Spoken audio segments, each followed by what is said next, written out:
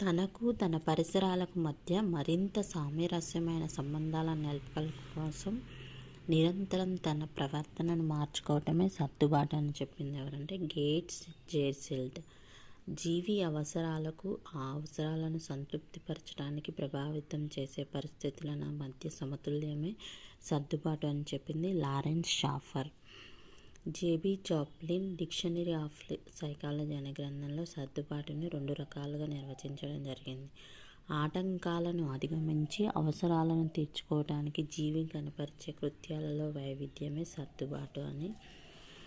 భౌతిక, సాంఘిక పరిసరాలతో సహృద్భావం ఏర్పరచుకోవటానికి జీవి కనపరిచే కృత్యాలలో వైవిధ్యం అని సర్దుబాటు అని చెప్పాడు.